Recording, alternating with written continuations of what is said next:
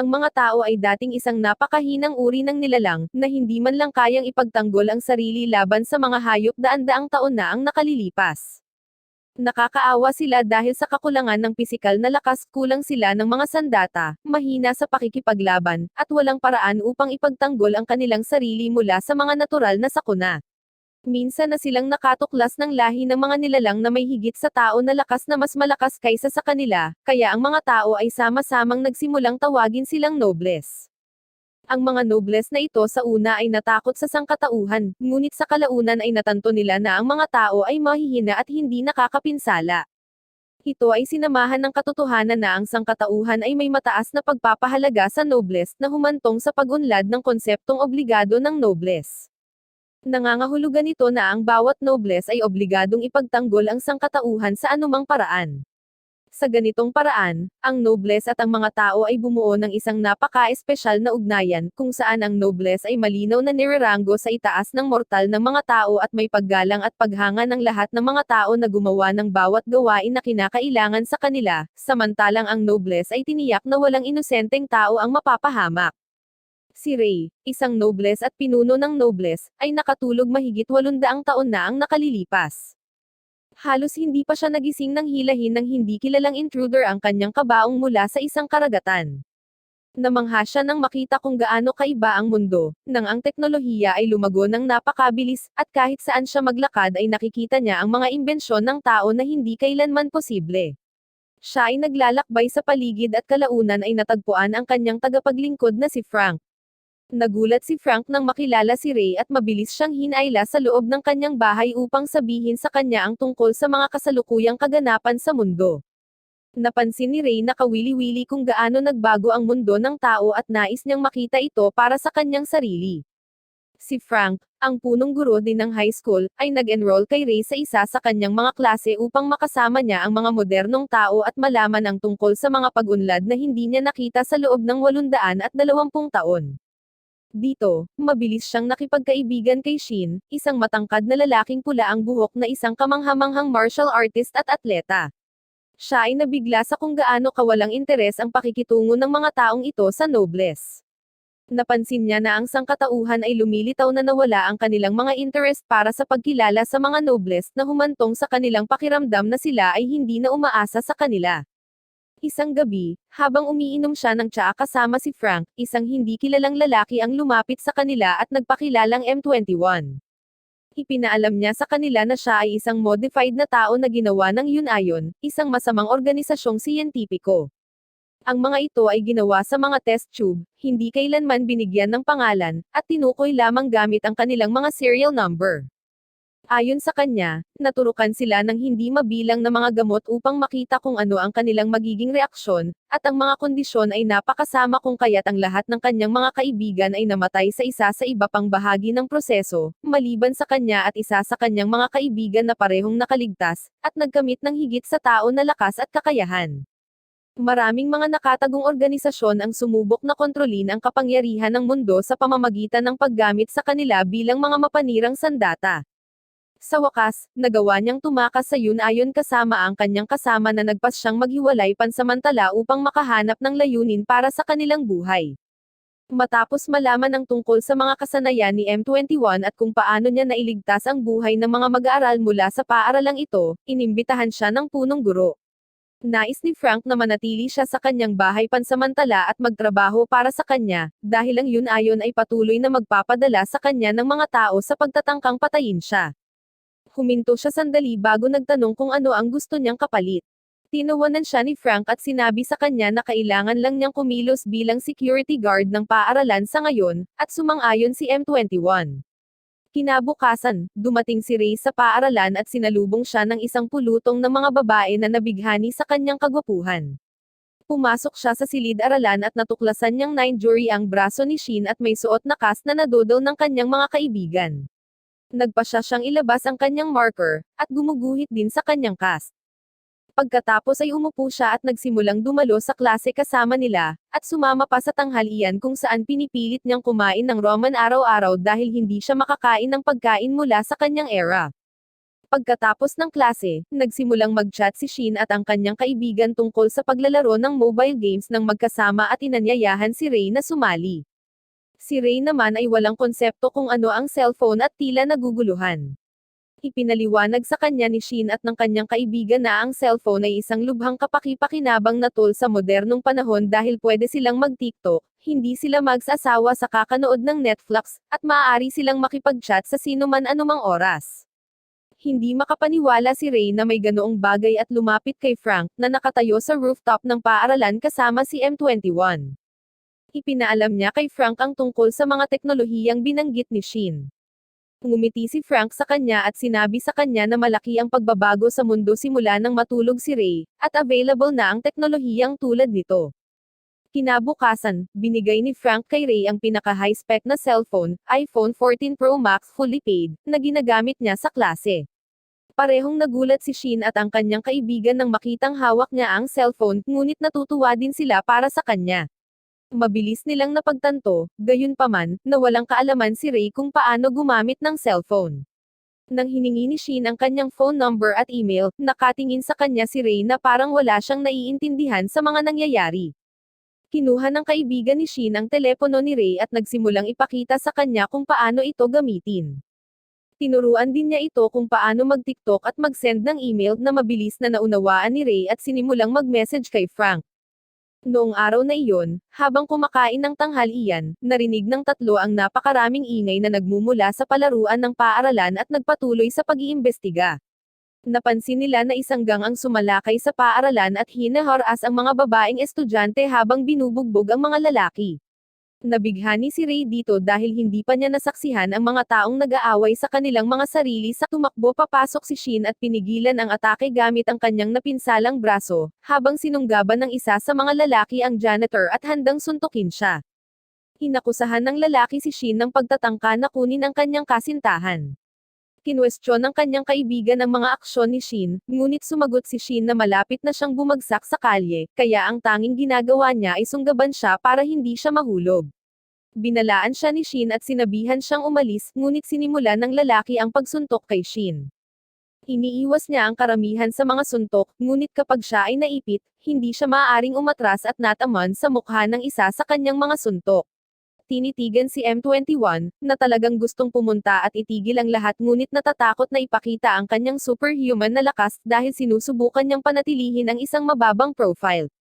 Sinimulan ng lalaki na sip-in si Shin at tinangka niyang tadyakan ang kanyang ulo, ngunit gumulong si Shin. Sinubukan ng lalaki na hampasin siya, ngunit pinalihis ni Shin ang lahat ng kanyang suntok bago ibigay ang sarili niyang suntok sa kanyang mukha.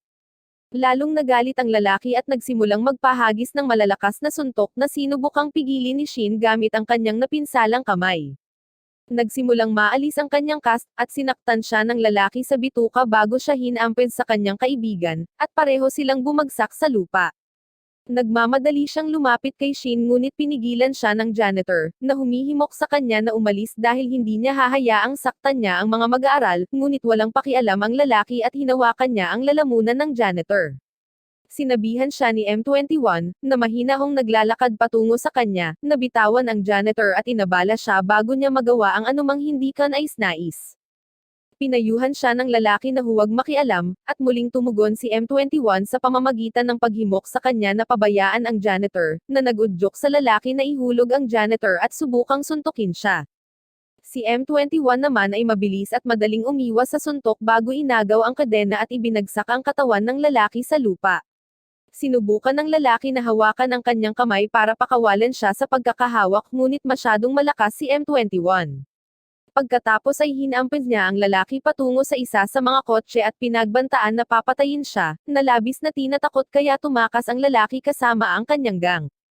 Pinalakpakan ng lahat si M21 na nabigla dahil hindi siya sanay na pinupuri.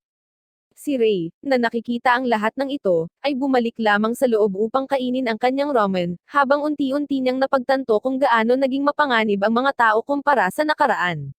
Ang susunod na araw ay nagsisimula, at si Shin ay late sa klase gaya ng dati. Sa wakas ay pumasok ang guro kasama ang dalawang bagong estudyante sa kanyang tabi.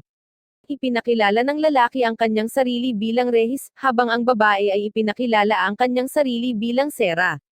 Pagkatapos ay sinabi ng guro kay Shin na responsibilidad niyang ipakita sa kanila ang buong paaralan, na nag-aatubili siyang sumang-ayon. Napagtanto kaagad ni Rey na ang mga estudyanteng ito ay mga nobles at hindi mga ordinaryong tao, at maging ang mga bagong estudyante ay tila napansin ng hindi pangkaraniwang malakas na aura ni Rey, na mas malakas kesa sa ibang nobles. Umuupo silang lahat para sa tanghalian, at napansin ni Shin na kahit ang mga bagong estudyanteng ito ay tila hindi marunong sa mga modernong bagay, katulad ni Rey. Sinubukan ni Rehis na gumamit ng chopsticks ngunit nabigo, habang nagpa siya si Sera na gumamit na lang ng kutsara.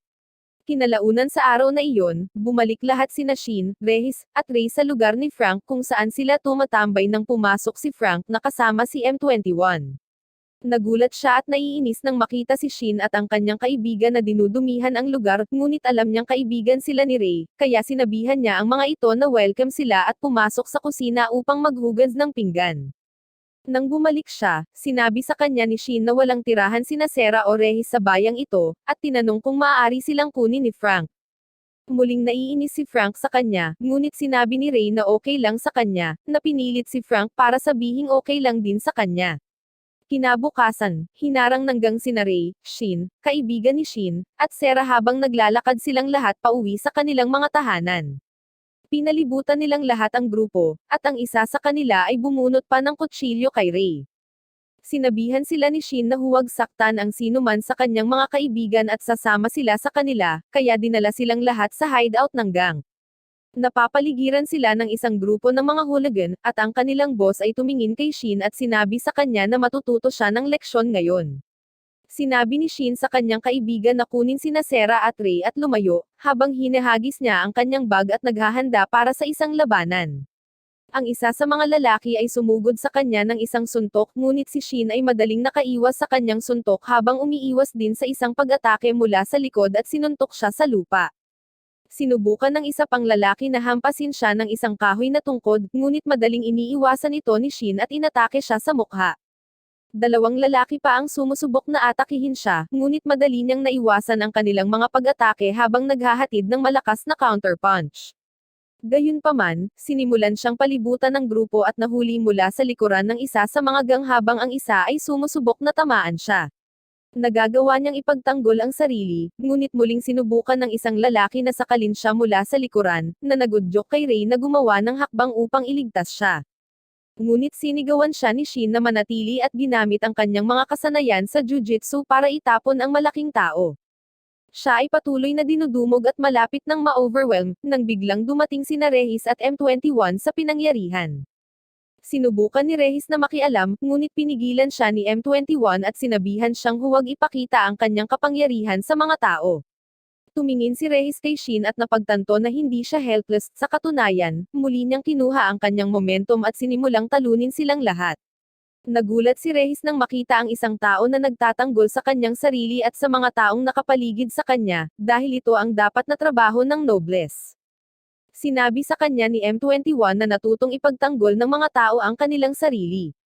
Sinubukan ng isa sa mga goons na agawin ang kaibigan ni Shin bilang isang hostage, ngunit sinipa siya ni Shin bago niya maabot ang kanyang kaibigan. Ang pinuno ng mga hooligan ay nainas at naglabas ng baril, itinutok ito kay Shin. Sa puntong ito, nagpa siya si M21 na makialam at lumitaw sa harap ng pinuno, hinawakan ang kanyang kamay at itinulak siya sa lupa. Habang sinusubukan ng lalaki na gamitin ang kanyang bakal na tubo para hampasin siya, ginagamit lang ni M21 ang kanyang braso upang ipagtanggol laban sa kanyang pag-atake. Habang sinusubukang suntukin ni Shin ang mukha ng lalaki, huminto siya sa huling sandali nang sabihin sa kanya ni M21 na itigil na ta. Tumalikod si Shin at sinabi sa kanila na kung gusto nilang maghiganti sa kanya, dapat nilang atakihin siya habang siya ay nag-iisa. Lahat sila ay nagsimulang maglakad pauwi, at nagkomento si Rey sa katotohanan na ang mga tao ay naging napakabagsik nitong mga nakaraang taon, kung saan si M21 ay time na tumugon na hindi niya nakita kung anong uri ng ganid at walang pusong mga gawa ang kayang gawin ng mga tao ngayon. Kinabukasan, umupo silang lahat at kumain ng hapunan, habang si Rehis at M21 ay nagtatalo sa isa't isa gaya ng dati. Kinamumuhian ni Regis ang katotohanang isinuko ni M21 ang kanyang sangkatauhan upang magkaroon ng superhuman na kapangyarihan, samantalang kinamumuhian ni M21 si Regis sa pagtawag sa kanya bilang isang taksil sa sangkatauhan. Pareho silang nag-ambala ni Frank, gayunpaman, at sinabihan silang linisin ang gulo na kanilang ginawa. Si Sarah ay masunurin at automatikong nagsimulang maglinis, samantalang si Regis ay nakikipagtalo kay Frank habang naglilinis, nagtatanong kung bakit hindi naglilinis si Ray. Mabilis siyang hindi pinansin ni Frank at sinubukang ibahin ang usapan, ngunit itinulak ni Regis at sinabing kahit si Ray ay dapat maglinis. Pero bago pa man siya mapatahimik ni Frank, tumayo na lang si Ray at naglakad palapit sa kanya. Takot na takot si Frank sa maaring gawin ni Ray, ngunit sa kanyang pagtataka, naglakad lang siya, inilagay ang isa sa mga wrappers sa basurahan, at lumayo. Nakahinga ng maluwag si Frank at nagsimulang maglinis. Kinabukasan sa paaralan, tinawagan ni Frank at Ray si M21 sa kanilang silid, at ipinaalam sa kanya ni Frank na nagbukas siya ng hiwalay na bank account para kay M21. Nagulat siya at nagtanong kung bakit niya gagawin iyon. Tumingin si Frank sa kanya at sinabi sa kanya na siya ay nagtatrabaho para sa kanila, kaya malinaw na kailangan niya ng isang bank account kung saan ipapadala nila ang kanyang sweldo. Lubos nitong ikinagulat si M21 dahil bago ito, ginamit lang siya bilang sandata at hindi binayaran ng anuman sa buong buhay niya. Ito ang unang pagkakataon na may nag-alok na bayaran siya ng sweldo tulad ng ginagawa nila sa ibang normal na tao. Nagpasalamat siya sa kanila at lumipat sa labas. Habang naglalakad pa uwi sa gabi, hinarang siya ng dalawang lalaki, ang isa ay mukhang Joker, samantalang ang isa naman ay isang kabuuang Hammer na kumakain ng paa ng manok. Ang mukhang Joker na dude ay nagsabi kay M21 na may negosyo sila sa kanya at tinawag siya sa kanyang codename. Laking gulat ni M21 dahil walang nakakaalam ng codename niya maliban sa Yun-Ayon. Tinanong niya sila tungkol sa kanilang mga pagkakakilanlan, at ipinakilala nila ang kanilang sarili bilang Short at Hammer. Inihayag ni Short na nagtatrabaho sila sa DA5 na agad niyang kinikilala bilang Special Operations Team ng Yun-Ayon. Tinanong niya sila kung bakit sila naririto, na sinagot ni Short na isasama nila siya. Nauuwi rin sila sa pang-iinsulto sa nag-iisang buhay na kasamahan ni M21. Nagalit siya kaagad, at napagtanto ito ni Short na lalo siyang nagalit. Si M21 ay naging Wolverine at nagmamadaling pumunta sa Short, sinusubukang atakihin siya, ngunit napakabilis ni Short para mahuli at maiiwasan niya ang lahat ng kanyang pag-atake bago siya sinipa sa bituka. Pagkatapos ay tinapakan niya ang kanyang dibdib at sinabi sa kanya na siya ay isang walang kwentang eksperimento sa agham na sinadya upang itapon. Si M21 ay muling naging Wolverine at sinaktan siya, ngunit si Short ay tumalon pabalik sa tamang oras. Muling ipinwesto ni M21 ang kanyang sarili, ngunit hindi siya binigyan ni Short ng oras para makahinga at sinugod siya ng kutsilyo. Bahagyang hinaranggan ni M21 ang unang pag-atake, ngunit ipinagpatuloy ni Short ang pag-atake, na ginagawang mas mahirap at mas mahirap para sa kanya na ipagtanggol ang kanyang sarili. Napagtanto niya na si Short ay mas malakas kaysa sa kanya, at kung magpapatuloy ito, wala siyang pagkakataong makaligtas sa lahat ng ito. Sa wakas ay nagawa ni Short na masira ang kanyang depensa at pinutol siya sa mga balikat at binti bago dumapo sa isang espesyal na pag-atake na naghahatid ng hindi mabilang na mga laslas sa kanyang katawan, na nagpadugo sa kanya. Siya ay umatras at lumuhad sa isang tuhod, sinusubukang habulin ang kanyang hininga, habang si Hammer ay tumatawag mula sa kanyang likuran, na sinasabi kay Short na huwag siyang patayin. Si Short, gayunpaman, ay nagsimulang sumulong ngunit huminto nang makita niya sina Sarah at Regis sa likod ni M21. Napatingin si M21 sa likuran niya at laking gulat niya nang makita silang dalawa. Sinabi niya sa kanila na umalis kaagad at hindi na sila dapat pumunta rito. Si Regis, gayunpaman, ay tiwala sa kanyang mga kakayahan at nagsimulang magsalita ng masama kay Short. Iniinis nito si Short, at sinubukan niyang atakihin si Regis ngunit pumagitna si M21, tinatamaan at nailigtas si Regis. Gayunpaman, wala pa ring pakialam si Regis at nagsimulang magsalita muli. Ngunit sa pagkakataong ito, sanisigawan siya ni M21 na tumahimik na ikinagulat niya. Sumulong si Short ngunit napahinto sa kalagitnaan ng may dumaong lalaki sa likod ni M21 at sinabihan si Short na huminto. Tumingin siya sa likuran niya at napagtanto na ang lalaki ay si Krantz, ang pinuno ng DA5. Sinabihan niya si Short na umatras dahil gusto nila siyang buhayin. Sinabi niya kay M21 na sasama siya sa kanya, at pumayag si M21 na sumama sa kanila ng walang karagdagang pagtutol kung hahayaan nilang umalis sina Regis at Sera. Sumang-ayon si Krantz sa kanyang kondisyon bago nila siya ihatid. Bumalik sina Regis at Sera sa bahay ni Frank. Pero nang tanungin tungkol kay M21, ipinagkibit-balikat lang ito ni Regis dahil naiinis siya sa kanya dahil sa pagpigil sa kanya sa pakikipaglaban. Tinanong ni Frank si Sera kung ano ang nangyari, at ipinaalam niya sa kanya na naglalakad sila pabalik nang makita nila si M21 na may kasamang dalawang tao na hindi niya kilala. Tila nag-aaway sila, ngunit sa pagtatapos nito, si M21 ay kusang lumakad pabalik sa kanila. Nagpapasalamat si Frank sa kanya para sa impormasyon at iniisip kung ano ang maaaring mangyari. Alam niyang mga miyembro ng Yun-Ayon ang mga sinasabi ni Sera, pero hindi niya alam kung sumama sa kanila si M21 para iligtas sina Regis at Sera o isa talaga siyang especially iyan na ipinadala para kumuha ng impormasyon tungkol kay Ray. Dinala si M21 sa isang safe house kung saan siya binubugbog ni Shork para makakuha ng impormasyon mula sa kanya. Si Krantz, gayunpaman, ay nagsabi sa kanya na huminto at hiniling kay M21 na sabihin lamang sa kanila kung ano ang nangyari sa kabaong na inatas ang kunin niya. Nang tumanggi siyang sumagot, tinanong ni Krantz kung inutusan siya ng mga tao na manatiling tahimik. Dahil dito, napagtanto ni M21 na tila hindi nila alam na pinagtaksilan niya ang Yun-Ayon at pinalaya ang Nobles sa kabaong. Sinimulan na naman siyang CPA ni Shork, na sinasabing hindi mahalaga ang kanyang misyon sa ngayon dahil ang misyon ng DA5 ang inuuna. Napagtanto ni M21 na magagamit niya ang sitwasyong ito para sa kanyang kapakinabangan at nagpa siya na itigil ang mga ito. Sinabi niya sa kanila na bibigyan niya sila ng impormasyon kung handa silang gumawa ng isang kasunduan. Tinitingnan siya ni Krantz at sinabi sa kanya na wala siyang posisyon para makipagtawaran, at kung gusto niya, maaari niyang gamitin na lang ang truth serum na nilikha ng Yun-Ayon sa kanya. Ngumiti lang si M21 sa kanya at sinabi sa kanya na hindi gagana sa kanya ang truth serum, at mamamatay siya bago niya ibigay sa kanila ang impormasyong gusto nila.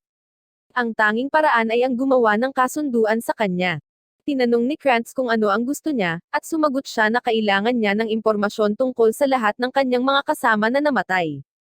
Sinabi sa kanya ni Krantz na hindi siya makakagawa ng kasunduan na iyon dahil siya mismo ay walang impormasyon tungkol sa kanila.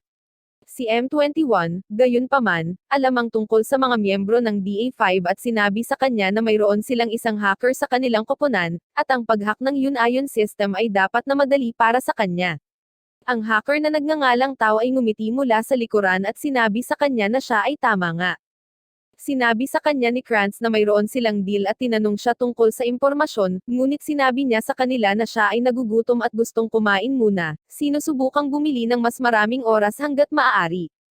Naiwan sina Shork at Hamer na namamahala kay M21, at agad na sinimulan siyang hampasin ni Shork, na humihingi ng impormasyon. Gayunpaman, sinabi sa kanya ni M21 na magbibigay lamang siya ng anumang impormasyon pagkatapos niyang matanggap ang kanyang bahagi ng deal. Nagalit si Shork sa kanya at naglabas ng kutsilyo, pinagbantaan siya. Tinawag ni M21 ang kanyang bluff at sinabi sa kanya na kung papatayin niya siya, sasalungat siya sa mga direktang utos ni Krantz at mawawala ang anumang impormasyon na maaari niyang makuha mula sa kanya. Sa sandaling iyon, isang mahabang buhok na lalaki na nagngangalang Takyo ang dumating kasama si Tao at sinabihan si Shork na umatras. Inilabas ni Shork ang kanyang pagkadismaya sa kanyang kasamahan at tinawag ang mahabang buhok na lalaki para sa pagiging malambot. Pinagalitan niya ito dahil hinayaan niyang mabuhay ang mga babae at bata noong ang trabaho nila ay lipulin ang lugar. Sinabi sa kanya ni Takyo na wala silang pinsala sa kanila at iyon ang dahilan kung bakit hinayaan niya silang mabuhay, ngunit isiniwalat ni Shork na pagkatapos niyang umalis, napatay pa rin niya silang lahat. Nabigla si Takyo sa kanyang revelasyon. Kaya, inilabas ni Takyo ang kanyang baril at tinutukan si Shork, ngunit mabilis na tumalon si Tao at hinawakan ang kanyang braso, sinabihan siyang huwag gumawa ng anuman. Nilampasan lang siya ni Shork, sinasabi sa kanya na kukunin niya ang impormasyon mula kay M21 sa lalong madaling panahon. Sa kabilang panig, pauwi na si Regis mula sa paaralan kasama ang kaibigan ni Shin at Shin nang bigla niyang makita sina Shork at Hamer sa di kalayuan, na nakatayo sa isang gusali. Lumingon si Shin para kausapin siya, ngunit tuluyang nawala si Regis at nakilala niya sina Shork at Hamer sa isang inabandonang park. Pinuri ni Shork ang kanyang katapangan ngunit sinabi sa kanya na ito ay labis na di nag-iisip ngunit bilang kapalit ay insulto siya ni Rehis na humantong kay Shork na ihagis ang kanyang kutsilyo kay Rehis. Madaling kinuha ni Rehis ang kutsilyo sa hangin at sinabi kay Shork na ang isang mahinang katulad niya ay walang magagawa.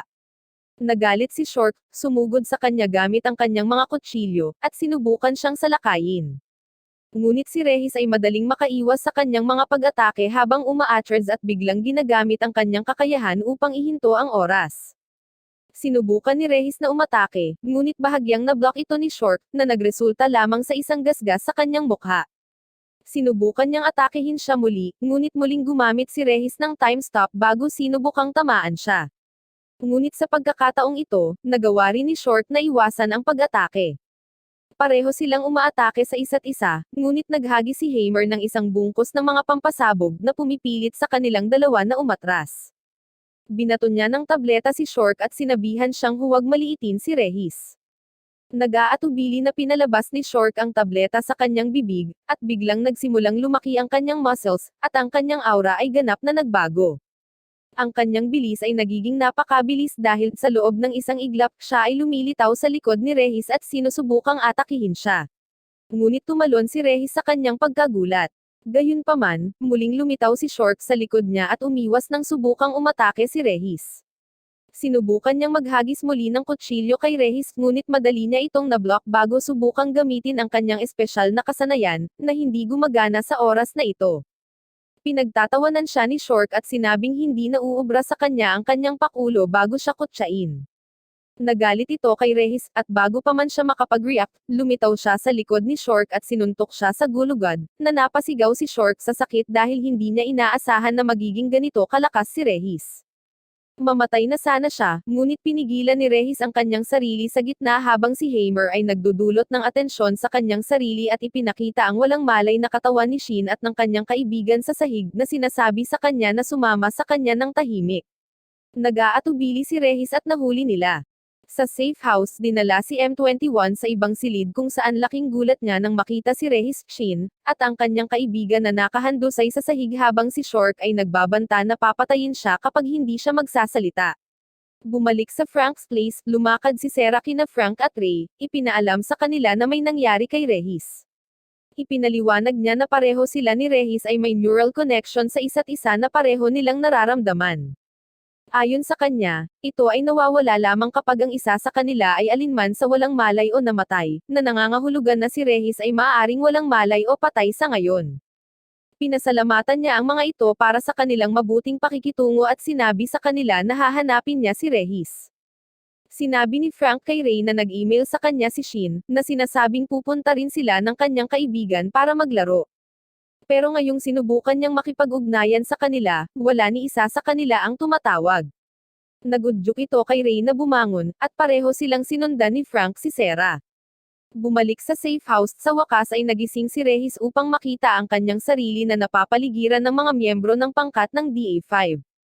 Sinabi ni Shork kay M21 na ibunyag ang anumang impormasyon na mayroon siya habang naglalagay siya ng kutsilyo sa lalamunan ni Rehis. Ngunit ibinaling ni M21 ang kanyang mukha, na sinasabing si Rehis ay isang brat lamang na wala siyang pakialam, at malaya silang gawin ang gusto nila. Gayunpaman, si Rehis ay matalas ang dila gaya ng nakasanayan at sinimulan muli nitong insultuhin si Shork, na nagresulta sa isang mabilis na sipa sa kanyang mukha. Sa wakas, nagising din si Shin at laking gulat niya nang makita ang kanyang sarili na napapaligiran ng mga lalaking ito. Ngunit agad na napunta ang atensyon niya sa walang malay na kaibigan. Sinubukan niyang gisingin siya, at nang magising siya, lumingon-lingon si Shin at nakita niya si Rehis na binugbog at si M21 na nakatayo sa di kalayuan. Tinanong niya si M21 kung ano ang nangyayari, ngunit hindi siya sumasagot. Si Rehis, gayunpaman, ay pumayag sa pagsasabing ipinagpalit ni M21 ang kanyang humanity para sa kapangyarihan. Parehong nalilito dito si Shin at ang kanyang kaibigan at sinubukang kausapin si M21, ngunit tumanggi siyang sumagot. Binuhat ni Shork si Shin sa pamamagitan ng paghawak sa kanyang kwelyo at nilagyan ng kutsilyo sa kanyang lalamunan, sinusubukang makakuha ng tugon mula kay M21, ngunit hindi siya natinag na sinasabing kilala lang niya sila bilang ilang random na high school na pumasok sa paaralan. kung saan siya nakapost. Nagalit si Short dito at sinipa si Shin sa sahig bago tinapakan ang ulo nito. Sinabihan siya ni Takyo na huminto, ngunit sinabihan siya ni Short na tumahimik dahil hindi naman sila nagagamit sa kanila, kaya hindi mahalaga kung sila ay mabubuhay o mamatay. Idinagdag niya na mas mabuti kung sila ay mamatay dahil ngayon ay nakita na sila. Gayunpaman, sinabi sa kanya ni Tao na huminto, na sinasabing sapat na ang memory serum nila para mabura ang kanilang mga alaala, at hindi na nila kailangang patayin ang mga batang ito, ngunit nakialam si Krantz, na sinasabi na ang mga bata ay kailangang mamatay. Natutuwa si Short na marinig ito at itinulak si Tao palayo upang pumunta sa kaibigan ni Shin, ngunit hinawakan ni Shin ang kanyang mga binti at hindi binitawan. Hinalag-alog niya si Shin at nagpas siyang patayin ang kanyang kaibigan, ngunit tumalon si Regis sa pagitan nila, nakatali pa rin ang espesyal na kadena na pumipigil sa kanyang kapangyarihan. Sinabihan siya ni Short na umiwas ngunit gaya ng dati, nauwi sa pagsasalita ng masama si Regis kay Short, na muling nagalit sa kanya, na nagresulta sa isang suntok sa mukha ni Regis. Muli siyang humarap sa kanya at pinulot siya sa buhok, ngunit bago niya ito masaktan, nagpa siya si Shin na atakihin siya. Iniisip ni Short na si Shin ay katulad ng ibang high schooler at nagpas siyang suntukin na lang siya, ngunit iniwasan niya ang kanyang suntok at sinuntok ni Shin si Short sa kanyang mukha. Ibinagsak ni Short si Regis sa lupa, at lumingon kay Shin, hinawakan ang magkabilang kamay nito at pagkatapos ay ang lalamunan bago sinimulang sakalin hanggang mamatay. Agad na tumakbo palapit sa kanya ang kaibigan ni Shin at hinawakan ang braso nito, pilit siyang binitawan, nakikiusap na huwag siyang patayin, kinakagat pa ang kanyang mga kamay para subukang pigilan siya, ngunit walang pakialam si Short at patuloy na sinasakal si Shin hanggang sa punto, kung saan nanlalambot ang kanyang katawan at nawalan ng malay. Walang magawa si Regis kundi manood dahil sa kanyang mga tanikala, ngunit biglang tumakbo si M21 kay Short, naging Wolverine muli at nilaslas ang kanyang kanang braso, na pinilit na ihulog si Shin, na nagligtas sa kanyang buhay. Sa kabilang banda, dumating si Sera sa safe house at lumakad patungo sa pasukan kung saan ang kanyang daan ay hinaranggan ni Hammer, na nagtanong sa kanya kung ano ang kanyang trabaho dito na may pangit ng ngiti. Kalmadong sinabihan siya ni Sera na umiwas, ngunit napagtanto ni Hammer na isa siya sa mga nobles na may espesyal na kapangyarihan at agad siyang binato ng isang grupo ng mga bomba. Napangiti siya sa pag-aakalang nasaktan niya si Sera, ngunit nang mawala ang alikabok, nakita niya si Sera at nakaramdam siya ng matinding sakit sa kanyang katawan. Nang makita na ang kanyang katawan ay nalazlas ni Sera nang hindi niya namamalayan, napagpasyahan niya na hindi ito magandang lugar upang labanan at ibinato siya ng ilang bomba bago siya mawala. Sumunod din sa kanya sina Ray at Frank, pero imbes na dumaan sila sa main entrance, dumaong sila sa rooftop. Sinalubong sila ni Takyo doon na naghihintay sa kanilang pagdating. Tinanong niya sila tungkol sa dahilan kung bakit sila naririto, at sinabihan ni Frank si Ray na magpatuloy dahil sasama siya sa kanya mamaya bago niya ipakita ang dark energy sa paligid ng kanyang mga kamao at atakihin si Takyo. Gayunpaman, hindi dapat maliitin, dahil bitbit niya ang isang buong portfolyo para sa kanyang depensa at hinaharangan ang kanyang suntok bago inatake si Frank, na umiiwas din, at sila ay karaniwang nagpapalitan ng kanilang panimulang posisyon.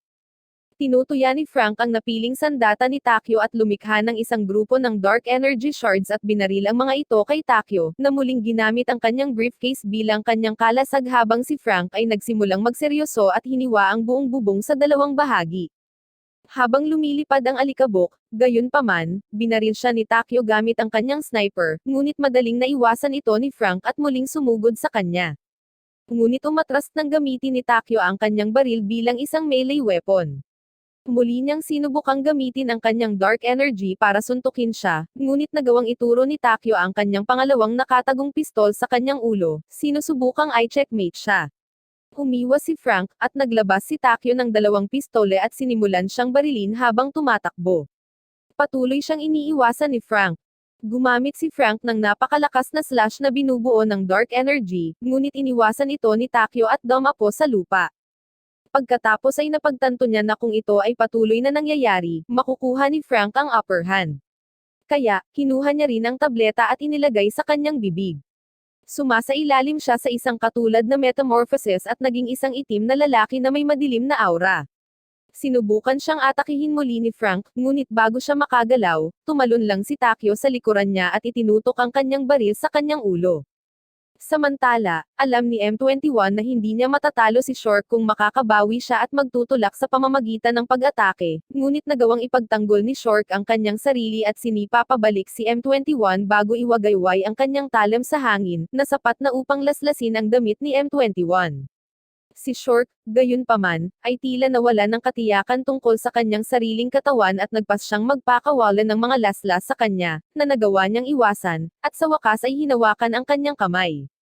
Habang sinusubukang saksakin siya ni Shork, sinipa niya muli si M21 sa paraang nakatayo siya sa harap mismo ng mga bata.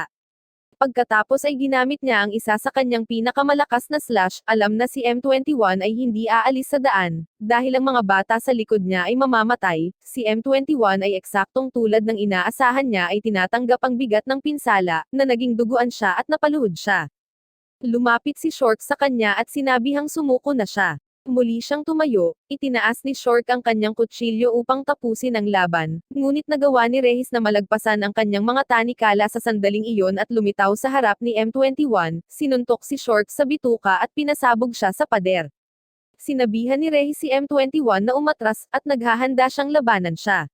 Agad na bumangon si Shork at ginamit ang kanyang tableta dahil alam niyang hindi siya tugma sa kanyang normal na anyo.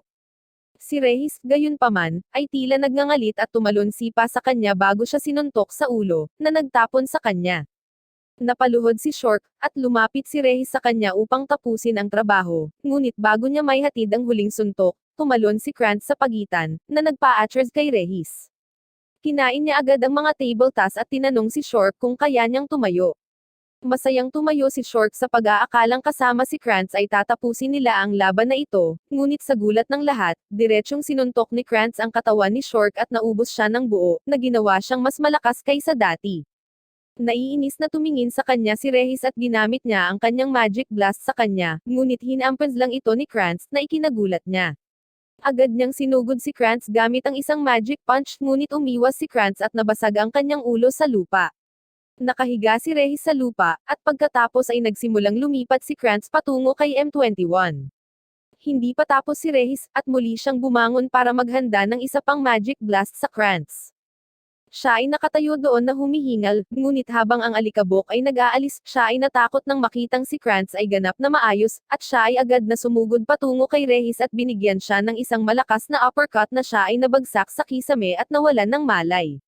Nagsimula siyang maglakad muli patungo kay M21 ngunit huminto nang makita ang isang misteryosong figure na naglalakad patungo sa kanya, na si Ray pala. Sa ibabaw ng bubong, si Takyo ay may nakatutok na baril kay Frank, at pinag-iisipan ni Frank kung ilalabas o hindi ang kanyang aktwal na kapangyarihan, dahil sinabihan siya ni Ray na huwag palayain ang kanyang aktwal na kapangyarihan nang walang pahintulot niya. Ngunit napagtanto din niya na kung hindi niya gagamitin ang kanyang kapangyarihan, maaaring matalo siya sa laban. Ngunit para sa kanya, mas mahalaga ang pagsunod sa utos ng kanyang amo. Si Takyo, gayunpaman, ay nauwi sa paggamit ng mga maling salita sa maling oras sa pamamagitan ng pagsasabi kay Frank na pagkatapos niyang patayin siya, papatayin niya si Ray. Nagalit si Frank dahil sa kanyang sinabi, at napalibutan siya ng isang madilim na aura, na nagsimulang sunugin ang baril na nasa kanyang mga kamay ni Takyo. Mabilis na umatras si Takyo, nalilito sa nangyayari, ngunit sinabi ni Frank sa kanya na ang pinakamalaking pagkakamali na ginawa niya hanggang ngayon sa buong buhay niya ay ang pagbibiro sa kanyang amo, si Ray. Sa oras na nakontrol niya ang kanyang galit, nailabas na niya ang kanyang tunay na kapangyarihan. Sinisisi niya si Takyo para dito at sinabi sa kanya na babayaran din niya ito. Isang whirlpool ng dark energy ang bumabalot sa kalangitan, na nagiging purple ang lahat, at pagkatapos ay sa bilis ng kidlat, isang sibat na binubuo ng dark energy ang tumusok sa katawan ni Takyo, na nagpabagsak sa kanya sa lupa. Pagkatapos ay ginamit ni Frank ang kanyang mahiwagang enerhiya upang sirain ang kanyang baril, ngunit itinapon niya ito sa oras upang iligtas ang kanyang sarili. Binato siya ni Frank ng ilan pang spears na tinakbo ni Takyo upang subukan at dodge, ngunit muli siyang sinaksak ng isa sa mga ito sa paa, dahilan para mahulog siya sa isang tuhod. Lumapit sa kanya si Frank at kinukot siya sa pagsasalita ng malaking ngunit napakahina. Pinukaw nito si Takyo, at sinubukan niyang barilin si Frank, ngunit agad na sinaksak siya ng isa pang sibat sa braso, na nagpahinto sa kanya. Lumilikha si Frank ng isang grupo ng enerhiya spear sa hangin at ibinaril silang lahat kay Takyo. Siya, gayunpaman, ay nakakuha ng isang huling tulong ng inspirasyon at nagagawang ilihis ang mga sibat, at pagkatapos ay itinutok ang baril kay Frank pagkatapos ay binaril siya. Si Frank, gayunpaman, ay hindi man lang gumagalaw habang papalapit sa kanya ang bala, ngunit nagulat si Takyo, huminto ang mga bala nang malapit na ang mga ito sa kanyang mukha at bumagsak. Pagkatapos ay gumamit si Frank ng isang sabog ng dark energy, na labis na nagpasakit kay Takyo at napaiyak siya sa sakit. Gayunpaman, si Takyo ay matigas at nauwi sa pagtalon sa ibabaw ni Frank, pagbaril sa kanyang mukha. Lumingon si Frank upang ipakita na ang isa sa mga bala ay tumama sa kanyang mukha, nag-iwan ng maliit na bakas ng dugo sa kanyang mukha. Tumingin si Frank kay Takyo at tinanong siya kung bakit siya ay nakikipaglaban pa rin ng buong tapang kung wala siyang paraan upang manalo, ngunit hindi siya pinansin ni Takyo at muling sumugod sa kanya habang si Frank ay pinaputukan siya ng isang grupo ng mga magic blades na nagawa niyang iwasan. Tuldok. Lumitaw siya sa likod ni Frank, muling tinutukan ng baril ang kanyang ulo, ngunit ginagamit lang ni Frank ang kanyang magic energy para agawin ang buong katawan ni Takyo. Pagkatapos ay ibinunyag niya ang kanyang tunay na kapangyarihan, at isa pang malaking ulap ng madilim na enerhiya ang nabuo sa itaas nila habang ginagawa niya silang lahat sa hindi mabilang na spears. Pinaputukan niya silang lahat kay Takyo habang hawak siya sa pwesto, walang iniwang puwang para sa kanyang pagtakas. Si Takyo ay nasaksak ng spears, at ang kanyang kapangyarihan ay ganap na nawala habang siya ay bumalik sa kanyang normal na sarili at bumagsak sa lupa. Dumating din si Sera sa pinangyarihan at pinanood si Frank patungo sa nahulog na si Takyo, handang tapusin ang kanyang paghihirap. Si Sera, na napakabait, ay nagtanong kay Frank kung talagang papatayin niya si Takyo, na sinagot niya na siya nga.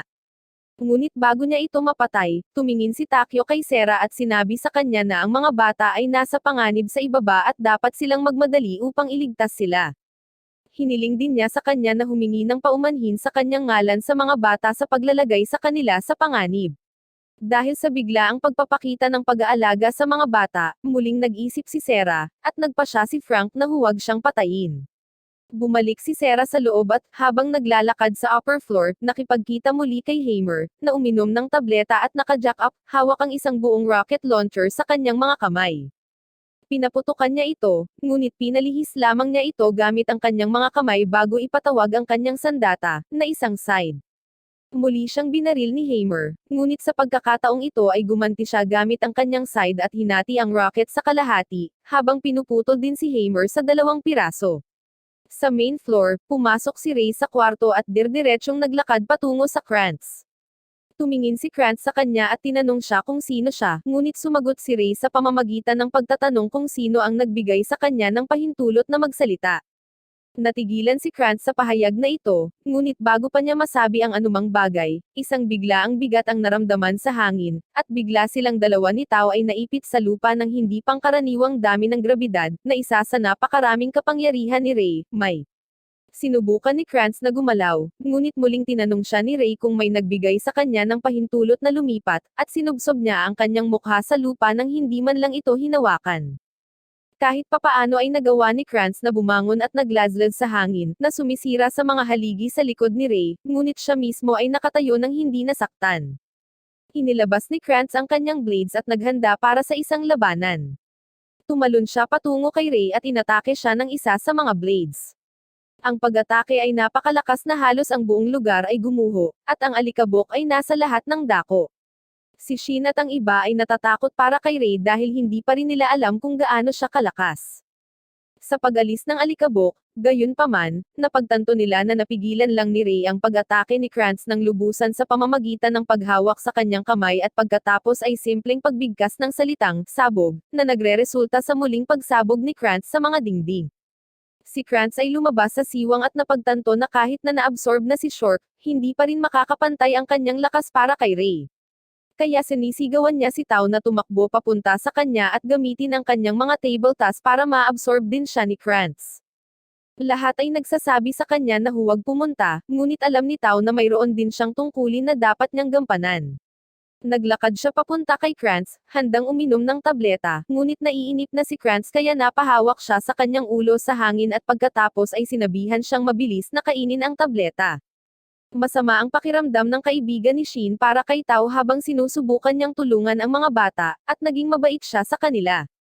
Nakiusap siya kay Ray na iligtas siya, dahil siya ay isang mabuting tao, ngunit sinabi ni Krantz kay Tao na mabilis na magbago at pagkatapos ay nagbanta na papatayin muna ang kaibigan ni Shin.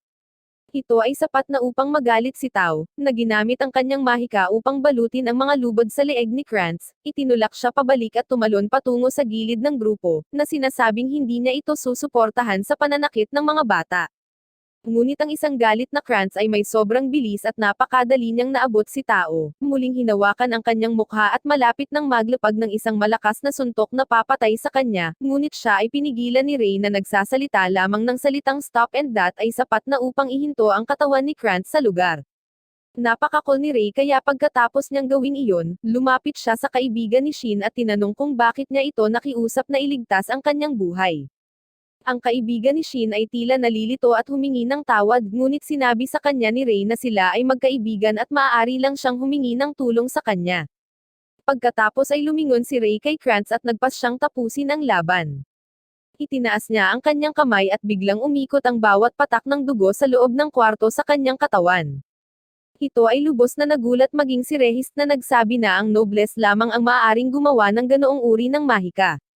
Sinubukan ni Krantz na iwasan ang dugong tumutulo sa kanyang paligid ngunit napagtanto niya na kung magpapatuloy ito ay matatalo siya, kaya nagpasya siyang sumugod kay Ray, ngunit handa si Ray at ginamit ang kanyang mahika upang itulak siya pabalik, bago gamitin ang lahat ng dugo sa ang lugar upang ganap na putulin ang Krantz hanggang sa punto na siya ay nabura mula sa pag-iral. Natapos na rin ang laban at umuwi na silang lahat. Sina Takyo at M21 ay inalagaan pabalik sa kalusugan, habang si Frank ay humihingi ng paumanhin sa pagpapakawalan ng kanyang mga kapangyarihan noong dapat ay hiningi niya ang kanyang pahintulot ngunit sinabi sa kanya ni Ray na nagtitiwala siya sa kanya at alam niya na kung sinira niya ang kanyang pangako kay Ray ay tiyak na may isang uri ng dahilan na hindi siya binigyan ng ibang pagpipilian. Natutuwa si Frank na marinig na malaki ang tiwala sa kanya ng kanyang amo, at tinitigan siya bago naglakad patungo sa hapagkainan upang mag-almusal. Pagkatapos ng almusal, narinig ni M21 sina Takyo at Tao na nag-uusap tungkol sa kung paano nila gustong umalis sa Yun-Ayon at magpanggap na patay na dahil wala silang ibang mapupuntahan. Narinig ito ni M21 at pinuntahan niya si Frank bago sila umalis at yumuko sa harap niya, nakikiusap sa kanya na hayaan ang dalawang ito na manatili sa kanya dahil alam niyang hahanapin at papatayin sila ni Yun-Ayon kung hindi man. Ngumiti si Frank sa kanya at sinabi sa kanya na hindi niya kailangang magmakaawa sa kanya dahil ito rin ang kanyang tahanan, at syempre, maaari silang manatili sa bahay na ito dahil maaari rin silang magamit bilang mahalagang mga ari-arian. Si Shin at ang kanyang kaibigan ay sa wakas ay may sapat na lakas upang pumasok muli sa paaralan, pagkatapos naganap na gumaling sa bahay ni Frank. Pareho silang pumasok sa gate ng paaralan upang mahanap sina Tao at Takyo na nakasuot ng security uniform sa tabi ni M21. Kaliwat kanan silang dinadagsa ng mga babae na para silang K-pop band. Nagseselo si Shin dahil kahit isang babae ay walang nagbibigay ng atensyon sa kanya, samantalang pagpasok pa lang ni Ray sa paaralan kasama sina Regis at Sarah, lahat ng mga babae ay nagsimulang mangulit sa kanya. Sa loob ng klase, nalulungkot pa rin si Shin sa katotohanang hindi siya pinapansin, at nang pumasok sila sa loob ng kantin ay lalo siyang sumakit na kahit hinihintay lang ni Ray na lumamig ang kanyang ramen, lahat ng babae ay tila na dumagsa sa kanya nang walang dahilan. Tinanong siya ng kanyang kaibigan kung anong uri ng babae ang interesado siya, ngunit bago siya makasagot ay nakita niya sina Regis at Sarah na pumapasok sa isang klase at pinagmamasdan ang kanyang matikas na kilos, sa huli ay ipinagtapat niya na gusto niya si Sarah. Tinanong ng kaibigan ni Shin si Ray kung tutulungan niya si Shin na lumabas kasama si Sarah at sumagot siya na gagawin niya. Pagkatapos nito, lahat sila ay lumipat patungo sa pasilyo sa likod ni Sarah, kung saan nakita nila ang lahat ng mga batang babae na nakagrupo sa paligid ng tatlong security guard na lalong nagpalungkot kay Shin. Nagkita silang lahat sa likod ng paaralan kung saan ipinaliwanag ng kaibigan ni Shin na gustong makipag-date ni Shin sa isang babae ngunit hindi niya alam kung paano ito gagawin dahil hindi pa niya ito nagawa noon. Lahat ng tatlong lalaki ay sinubukang tumakas dahil sila mismo ay tila wala pang gaanong karanasan sa bagay na ito, ngunit lahat sila ay pinigilan ni Shin at ng kanyang kaibigan na humihingi ng tulong sa kanila. Nagpasya si Tao na buksan ang Bing na siyang pinakamahusay na browser na nilikha at nagsimulang tumingin sa mga artikulo ng wiki tungkol sa pagkuha ng Riz, samantalang nagpasya si Takyo na turuan si Shin ng old school na paraan ng paggawa ng mga bagay ngunit sa huli ay napahiya. Sa wakas, pagkatapos mawalan ng pag-asa, napunta sila kay Frank na malamang na nagsasabi sa kanya tungkol sa kanyang mga pagsasamantala at kung paano siya nagkaroon ng labis na riz na kahit na huminga siya ay nababaliw ang mga babae sa paligid niya. Sinabi niya sa kanila na kung gusto niyang lumabas kasama si Sarah, dapat niyang malaman kung ano ang gusto niya at kung ano ang hindi niya gusto. Ito ay tila isang mahusay na ideya para sa kanila at sila ay pumunta sa rehis at nagtanong sa kanya tungkol kay Sarah, ngunit siya ay tumugon na wala siyang alam tungkol sa kanya dahil halos hindi sila nag-uusap, sila ay nagtutulungan lamang dahil kailangan nila at bukod doon. Wala siyang interes na malaman ang tungkol sa kanya. Nagsisimula siyang lumayo ng sundutan siya ni M21 sa pagsasabing malamang na wala siyang karanasan at hindi man lang nakaamoy ng babae noon. Nagalit ito kay Rehis na nagsabi sa kanya na sikat siya sa mga babae at hindi niya kailangang patunayan ang anuman bago lumayo. Siya, gayunpaman, ay muling pinigilan ni M21 sa pamamagitan ng panunokso sa kanya. Sa sandaling iyon, natapos ni Ray na utusan si Rehis na tulungan si Shin, at agad siyang lumuhad at pumayag. Maya-maya, bumaba silang lahat sa library kung saan inutusan niya si Shin na magsulat ng love letter kay Sarah ngunit walang ideya si Shin kung paano magsulat ng love letter. Sa huli ay nagsawa siya at lumayo, nilukot ang papel at itinapon ito. Pagkatapos, nagpasya silang maglaro patungo sa lakas ni Shin na kanyang pagiging athletic. Nag-organisa sila ng laban sa basketball pagkatapos hatiin ang koponan para maging cool si Shin habang kamangha-mangha ang paglalaro, at ang iba ay hinahayaan lang siyang manalo. Nagsimula ang laro at napunta ang bola kay Ray na hindi pa nakakalaro ng larong ito. Hinawakan lang niya ang bola na may napakababang aura na nakapalibot sa kanya, ngunit sa halip na mag-dribble o magpasa, lumakad lang siya patungo sa kanila na naging foul at nagsimula muli ang laro. Nakuha ni Shin ang bola at sinubukang bumaril para sa isang basket ngunit sa huli ay nawawala, at muling ipinasa ito ng kanyang kaibigan kay Ray na simpleng umiwas ng bola nang hindi gumagalaw. Ang bola ay papunta kay Rehis ngunit sa halip na ipasa ito kay Shin, ang mapagkompetensyang bata na ito ay nagmamadaling dumaan sa kanila, at kapag sinubukan ni Tao na kunin ang bola, ipinakita lang niya sa kanya ang kanyang mga kasanayan sa antas ng NBA, at na-ankle break siya.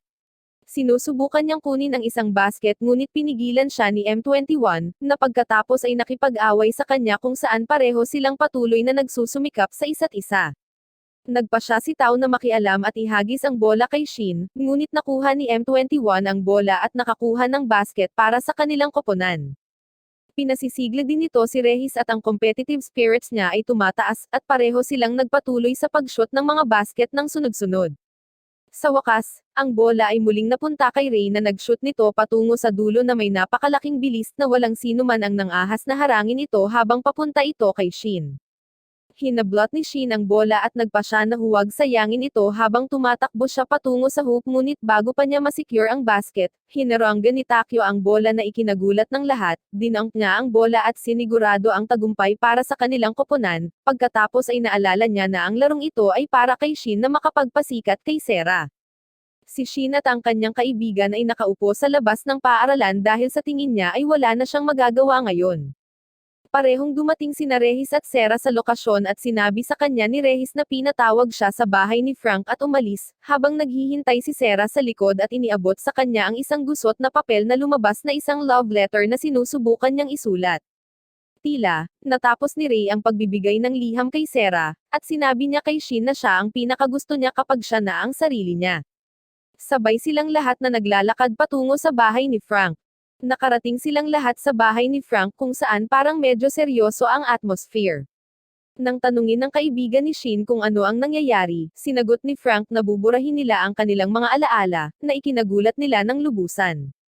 Sinabi ni Shin na walang memory eraser, ngunit sumagot si Frank na 2 beses na nilang naisulat ang kanilang memorya dahil ang pagkakaroon ng nobles at mga superhuman tulad ni na M21, Tao, at Takyo ay isang bagay na hindi dapat malaman ng mga tao.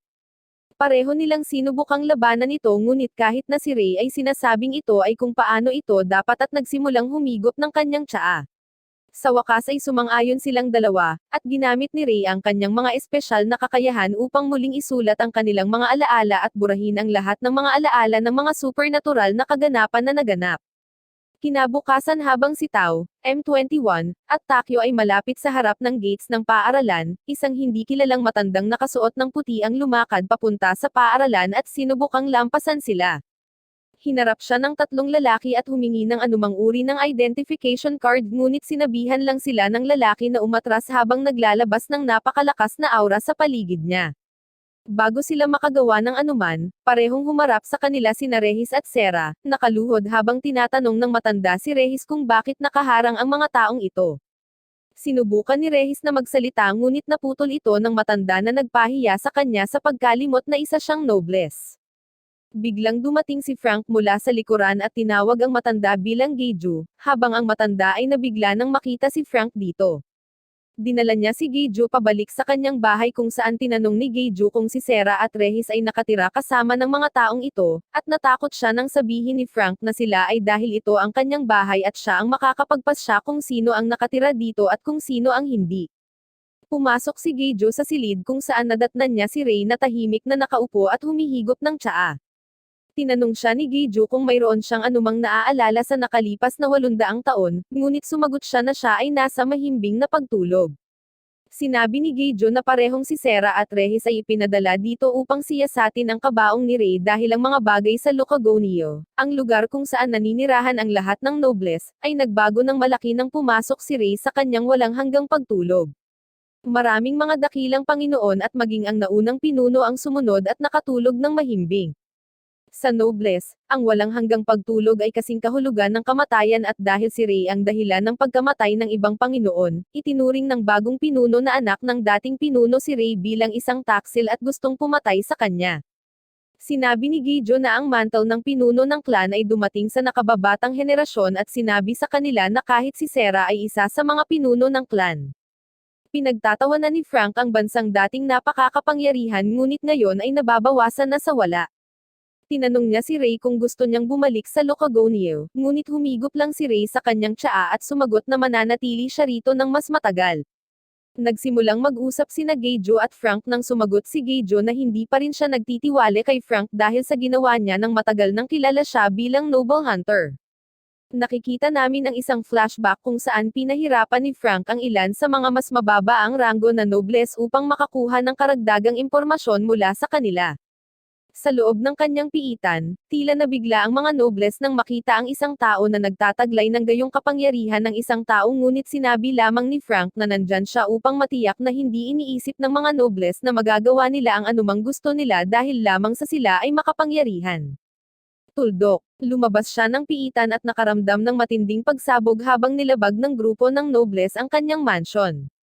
Siya ay tumatakbo sa labas habang ang nobles ay nasa likod lamang niya, sa wakas ay na-corner siya sa isang gilid ng bangin.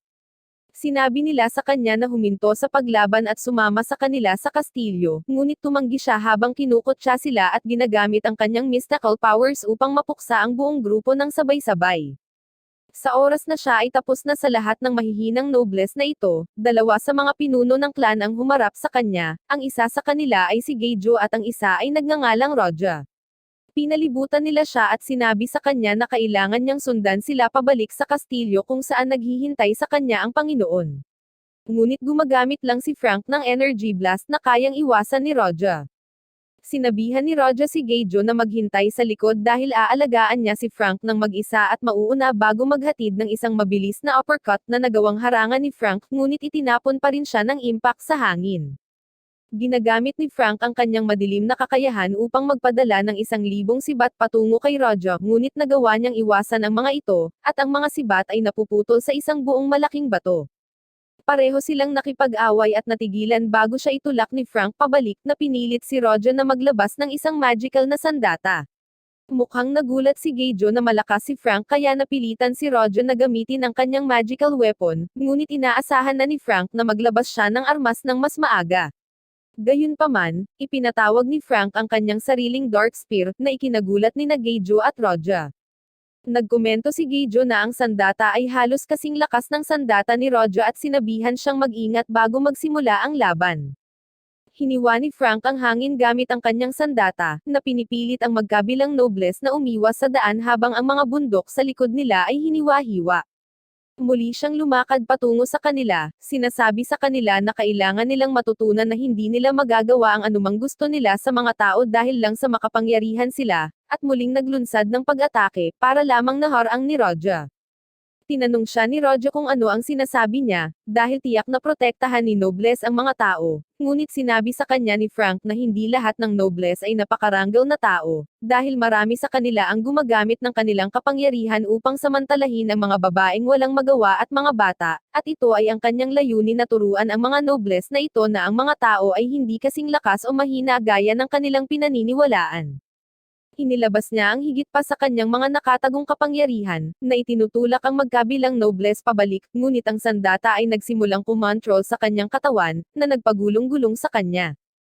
Sinabi ni Geijo kay Roger na kung hindi nila siya pipigilan bago siya mawala ng kontrol, maaari siyang lumikha ng maraming pagkawasak at si Geijo ay naglabas ng isang higanteng sandata at sumugod kay Frank kasama si Roger. Nagkaroon ng malaking pagsabog, at sa oras na maalis ang alikabok, napansin nilang nakatakas si Frank, na nagiiwan ng bakas ng dugo.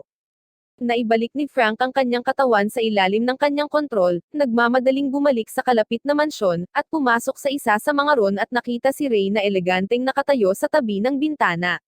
Naisip ni Frank na pumasok siya sa bahay ng ilang mayamang landlord, hindi alam na siya ang pinakamalakas na nobles sa paligid, at agad na sinabi kay Ray na narito siya upang simulan ang kanyang trabaho ngayon bilang master of the house. Ipinaalam sa kanya ni Ray na siya mismo ang may-ari ng bahay na ito at walang ibang nakatira dito maliban sa kanya. Biglang bumukas muli ang gate bago pumasok sa kwarto sina Geijo at Roger, agad na yumuko kay Ray at humingi ng tawad sa kanilang bastos na pag-uugali bago sinabi sa kanya na inutusan sila ng Panginoon ng Nobles na hulihin at ibalik ang lalaking ito sa kanya. Tumingin si Ray sa kanila at pagkatapos ay tumingin sa nasugatan na si Frank bago ginamit ang kanyang mahika upang i-convert ang kanyang kamiseta at pantalon sa tamang damit ng isang butler at sinabi niya kay Roger at Geijo na mula ngayon, si Frank ay nagtatrabaho para sa kanya at hindi niya ito gusto, upang bisitahin ang Panginoon pa lamang. Muling yumukod sina Geijo at Roger at nangako na ipapasa nila ang impormasyong ito sa Panginoon. 5 taon na ang lumipas pagkatapos noon, at regular na nakikipagsapalaran si Roger kay Frank upang turuan siya kung paano kontrolin ang kanyang kapangyarihan ng mas mahusay, ngunit sa bawat laban, natatalo si Frank kung hindi niya gagamitin ang kanyang buong lakas, at sa tuwing gagamitin niya ito, nawawalan siya ng kontrol. Pinayuhan muli ni Geijo si Ray na hayaan ang Panginoon na makipagkita kay Frank dahil 5 taon na ang nakalipas, at sa wakas, pumayag si Ray at inutusan si Frank na makipagkita sa Panginoon. Dinala si Frank sa Lord's Chambers kung saan napapalibutan siya ng isang grupo ng mga nobles na humahamak sa kanya. Tila labis na humanga ang Panginoon kay Frank dahil ayon sa kanya, hindi hinahayaan ni Ray na may lumapit sa kanya at hindi nakipagkita kahit kanino. Nakapagtataka na hinahayaan niyang makasama si Frank ng ganoon katagal na ikinainggit pa niya sa backlog na nabuo niya. Tumingin sa kanya si Frank at sinabi sa kanya na wala sa mga nobles ang sumubok na makilala pa si Ray, at iyon ang dahilan kung bakit hindi siya nagkagusto sa iba. Tumawa ang Panginoon at tinanong siya kung bakit hindi siya gumawa ng blood pact kay Ray kung saan sinagot ni Frank na nasa kanya pa rin ang kanyang dignidad bilang tao at ayaw niyang itali ang kanyang buhay sa pagkaalipin ng isang nobles. Sinabi sa kanya ng Panginoon na kung gagawa siya ng isang kasunduan sa dugo, mabubuhay siya hanggat nabubuhay si Ray, ngunit tila determinado pa rin si Frank sa kanyang posisyon, na sinasabing hindi siya gagawa ng isang kasunduan anumang oras sa lalong madaling panahon. Nagsalita ang isa sa mapula ang buhok na nobles na sinasabi sa Panginoon na hindi niya maaaring hayaan ang lalaking ito na gumawa ng isang blood pact kay Ray, dahil nakapatay na siya ng hindi mabilang na nobles noon. Ngunit tumugon ang Panginoon na ang kaligayahan ni Ray ay higit sa lahat para sa kanya. Habang pabalik sa loob ng mga pasilyo, nakipagkita siya kay Geijo at tinanong siya kung gusto niyang makipag-spar sa kanya, ngunit tumanggi si Geijo. Babalik na sana si Frank nang nilapitan siya ng pulang buhok na si Nobles, kasama ang ilan sa kanyang mga kaibigan, at pumayag ang pulang buhok na makipag-spar sa kanya. Parehong pumasok si Frank at ang pulang buhok na lalaki sa isang arena, at nagsimula ang kanilang labanan. Ang pulang lalaki ay tila may upper hand habang patuloy niyang dinadaig si Frank sa bawat pag-atake na ibinabato niya, at sa wakas ay napaluhod siya. Ngunit muling tumayo si Frank at tinawag ang kanyang Dark Spear. Muli siyang inatake ng pulang lalaki, ngunit sa pagkakataong ito ay nagawang ipagtanggol ni Frank ang kanyang sarili, ngunit pinalakas ng pulang lalaki ang kanyang intensity at nagawang itulak siya laban sa isang bato. Nagalit si Frank sa kanya at nauwi sa paggamit ng kanyang buong kapangyarihan sa tabi ng sibat ngunit nawala ng kontrol sa kanyang sarili at naging berserk. Sinaksak niya ang mata ng pulang lalaki bago pumagitna sina Geijo at Roja, humakbang sa harap ng pulang lalaki, at sinabihan siyang umatras dahil hindi niya kayang talunin si Frank sa ngayon. Si Frank, sa kanyang berserk na anyo, ay gumagamit ng isang malaking magical blast na biglang pinatigil ni Ray at ng Panginoon mismo. Naglalakad si Frank patungo kay Ray habang gumagamit siya ng isa pang malakas na putok, ngunit madali itong napigilan ni Ray, ngunit nakalmo sa pisngi. Ginagamit niya ang kanyang blood magic upang lumikha ng buhawi sa kanilang paligid habang si Frank ay sumugod gamit ang kanyang sibat, ngunit hinaranggan lang ito ni Ray gamit ang isang kamay bago hinawakan si Frank sa pisngi, na nagpabalik sa kanya sa normal. Sa wakas ay nagising si Frank sa kama ni Ray at mabilis na nagbihis bago makipagkita kay Ray, na humingi sa kanya ng isang tasa ng tsaa.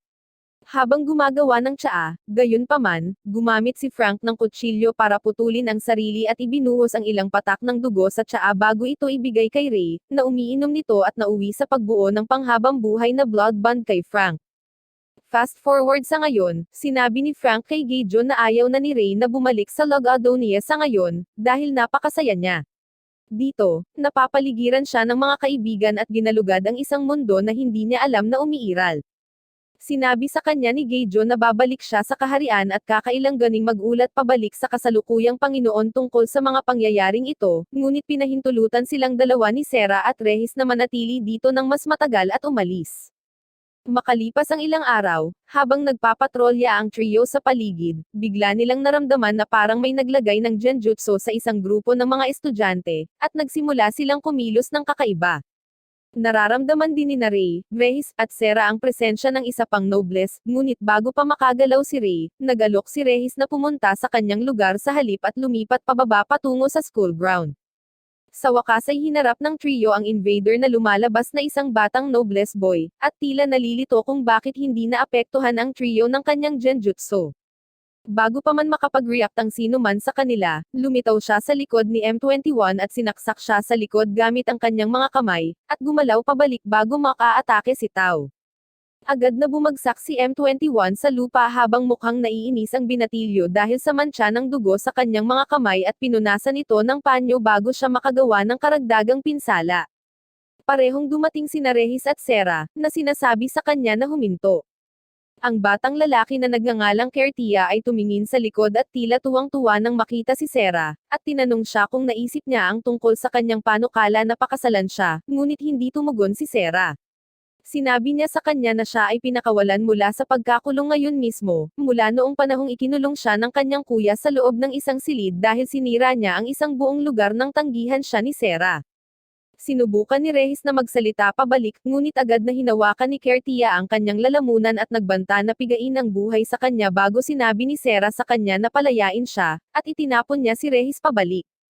Nakakagulat pareho sina Takyo at Tao, dahil pinatunayan ni Kertia ang kanyang sarili bilang isang hindi kapani-paniwalang makapangyarihang nilalang. Bumalik ang tingin niya kay Sera na naghihintay ng sagot, ngunit tinanggihan na naman siya ni Sera. Bago siya makapagbanta sa iba, sinabihan siya nito na kapag hindi siya aalis, muli niyang kokentaken ang kanyang kuya.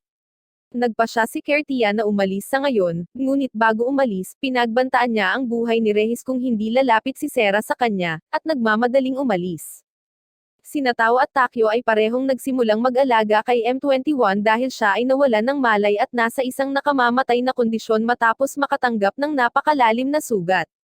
Dinala siya sa lugar ni Frank kung saan siya ay pinananatili sa isang espesyal na kapsula ng suporta sa buhay habang patuloy na sinusubaybayan. Isinalaysay ni Tao at Takyo ang buong pangyayari kina Ray at Frank, na tila naguguluhan sa bagong problemang ito. Sina Tao at Takyo ni Frank para sa isang check-up, at pagkatapos kunin ang kanilang mga full body scan, sinabi sa kanila na mukhang ayos lang sila. Pareho silang nalulungkot sa katotohanan na kayang saktan ng batang ito ang kanilang kasama habang wala silang magawa.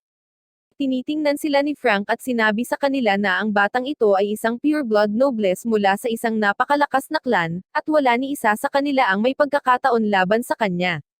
Ngunit malungkot pa rin ang dalawa at humihingi sa kanya ng anumang paraan para magkaroon ng higit na lakas dahil ayaw nilang may masaktan sa kanilang mga kasama sa hinaharap. Ngumiti si Frank sa kanila at sinabi sa kanila na makikita niya kung ano ang maaari niyang gawin bago lumayo. Habang umiinom si Ray ng tsaa, bigla niyang naramdaman ang paghina ng presensya ni Sarah habang tumatakbo ito para salubungin si Kertia na mag-isa. Tumayo siya at naglakad palabas kung saan nadatnan niya si Frank na nakaluhod sa lupa, na sinasabi sa kanya na siya na ang bahala kay Kertia at hindi na kailangang magsikap ni Ray dito.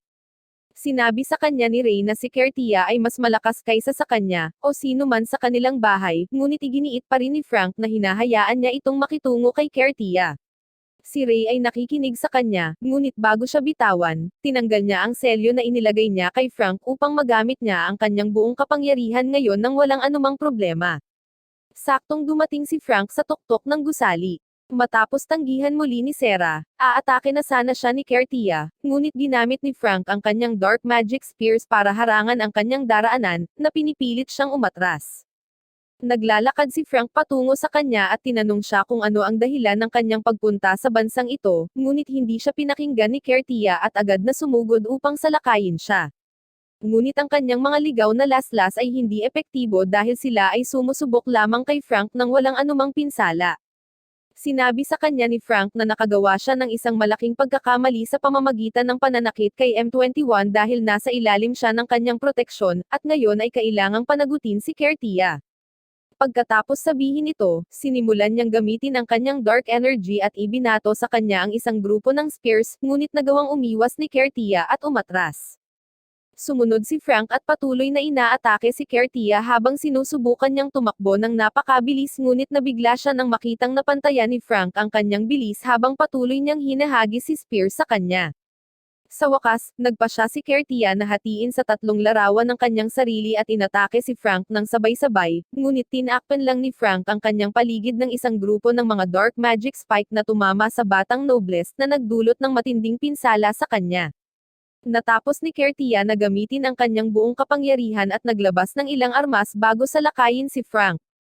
Hindi man lang kumikibo si Frank at inabot ang suntok, naputol ito malapit sa magkabilang balikat. Ngunit sa sorpresa ni Kertia, si Frank ay nagsimulang tumawa dahil, ayon sa kanya, ang laban ay nagiging boring. Ipinatawag ni Frank ang kanyang Dark Spear, at nagsalubong ang dalawa. Inihagis ni Frank ang Dark Spike patungo kay Kertia, ngunit hinati-hati lang niya ang kanyang sarili sa maraming larawan. Ngunit muli, nagawang itakwil ni Frank ang mga peking kopya gamit ang kanyang Dark Spike, ngunit ginagamit ni Kertia ang kanyang sandata upang magwasak sa hangin, na nagdulot ng malaking pinsala sa mga gusali sa likod ni Frank. Patuloy niyang inaatake si Frank ngunit umiiwas lang si Frank sa kanyang pag-atake, umaatras siya hanggang sa dumating si Regis at namagitan sa sarili niyang power blast. Pagkatapos nito, tumalon si Sarah upang subukang atakihin siya gamit ang kanyang side, ngunit umiwas si Kertia. Gulat na gulat sa inaasal ni Sarah, tinanong niya si Sarah kung talagang galit ito sa kanya, at sinabi nito sa kanya na ayaw na niyang makita muli ang mukha nito. Nagalit ito sa kanya, at naglabas siya ng isang scroll na ibinigay sa kanya ng kasalukuyang pinuno ng nobles, at sa utos ng Panginoon, inutusan niya si Sarah na sundan siya at humarap sa mismong pinuno dahil ito ay isang nobles utos. Si Sarah ay hindi makatanggi at pumunta sa likuran niya, naglaho sa kalangitan sa gabi. Parehong bumalik sina Regis at Frank sa kanyang lugar kung saan sinabi ni Frank kay Ray ang mga pangyayari, at nagpa siya silang pumunta mismo sa Log Adonier. Nakipagkita si Frank kina M21 Tao, at Takyo bago sila bigyan ng espesyal na gamot na nilikha niya, na magpapalabas ng kanilang mga nakatagong kapangyarihan at magpapalakas sa kanila. Tinanong nila kung bakit niya ito ibinibigay sa kanila ngayon, at sumagot siya na pupunta siya sa Log Adonia kasama sina Ray at Regis, at nais niyang manatili sila dito at siguraduhing maayos ang lahat. Pinoprotesta nila ito at sinabi sa kanya na gusto rin nilang tumulong, ngunit tumanggi si Frank at umalis. Inihanda niya ang eroplano, at kasama sina Regis at Ray, napunta sila sa kanilang private jet sa Log Adonier. Tinanong ni Regis si Frank kung saan lalapag ang kanilang jet dahil hindi niya naaalala ang presensya ng anumang landing strip sa bansang iyon. Ngumiti lang si Frank sa kanya at ipinaalam sa kanya na sila ay mag-crash land sa isang anyong tubig.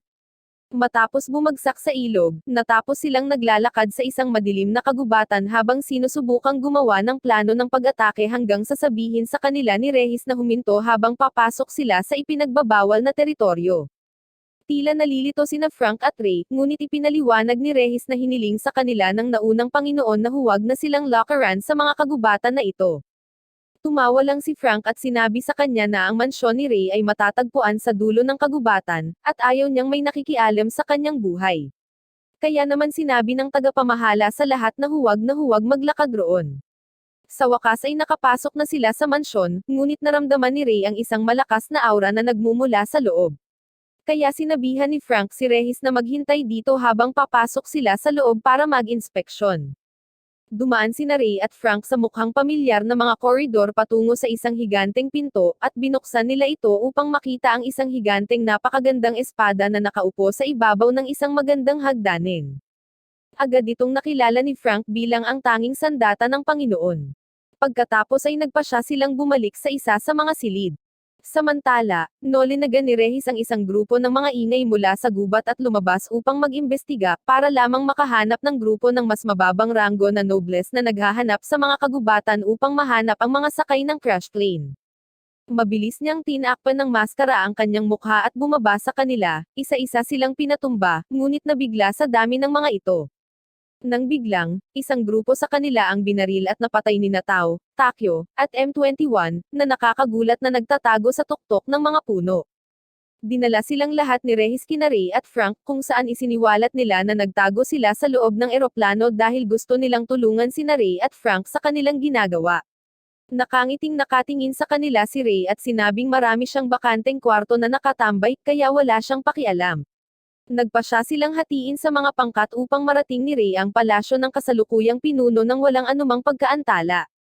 Magkasamang naglalakad sina Ray at Frank patungo sa kastilyo, habang tumatakbong magkatabi sina Regis at M21 upang alisin ang anumang mga kaaway sa daan.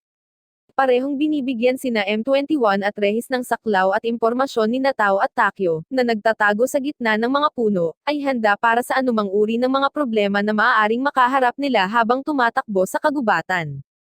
Bigla silang nakakita ng liwanag sa langit, at walang iba kundi si Kertia mismo ang bumaba mula sa langit, galit kay Regis sa pagsunod sa kanila dito.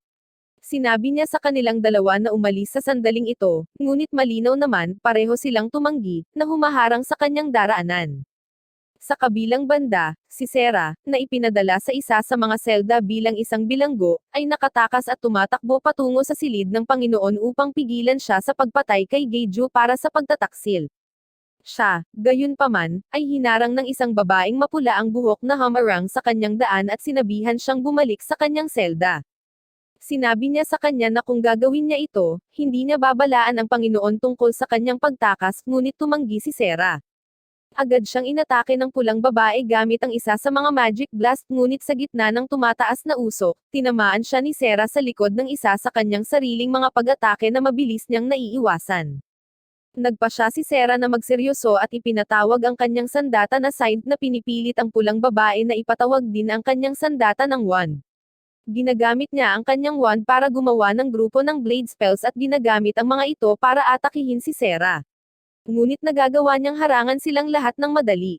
Kahit na pagkatapos nito, siya ay nauwi sa pagpalo at pinangungunahan ng mas may karanasan na pulang babae at nabihag. Sa kabilang banda, sinabi ni Kertia kay Regis na si Sera ay nasa bilangguan ngayon dahil lamang sa kanya at sa kanyang pamilya, dahil ang kanyang lolo na si Geiju ay nagtaksil sa tiwala ng Panginoon. Sa wakas ay inilagay niya rin si Sera sa loob ng isang selda. Naaapektuhan nito si Regis na nawawala ang kanyang konsentrasyon, at sinamantala iyon ni Kertia, agad siyang inaatake. Bago niya maabot si Regis, gayunpaman, si M21 ay namagitan at sinubukang bawiin ang mukha ni Kertia, ngunit iniwasan niya ang pag-atake at umatras. Inalog ni M21 si Regis pabalik sa realidad, sinabihan siyang mag-concentrate, at sinabihan siyang tumakbo sa unahan at iligtas si Sera at ang kanyang lolo, habang inaalagaan niya ito. Sinabi sa kanya ni Regis na hindi niya kayang hawakan si Kertia ng mag-isa, ngunit tiniyak siya ni M21 at sinabihan siyang umalis. Si M21 ay umatake sa kanya ng nakakagulat na bilis, at kahit na sinubukan ni Kertia na umiwas, nagawa niyang scratch siya sa mukha, na ikinagulat ni Kertia at Regis. Sinabi ni Tao kay Regis na magpatuloy habang binigyan sila ni Frank ng blue meth. Sa pamamagitan nito, hindi sila matatalo. Kinikilala ni Regis ang kapangyarihan ng blue meth at pinasalamatan sila bago magpatuloy. Naiinis si Kertia sa katotohanang nagawang tamaan siya ng isang tao at pagkatapos ay inatake niya si M21, hinamot siya sa braso bago sinubukang sumunod sa isa pang pag-atake. Ngunit napigilan siya ng mga bala na ipinadala sa kanya ni Takyo. Lalong nagalit si Kertia at inalok sina Takyo at Tao na lumabas sa kanilang pinagtataguan at lumaban na parang mga lalaki. Pero binaliwala lang nila siya.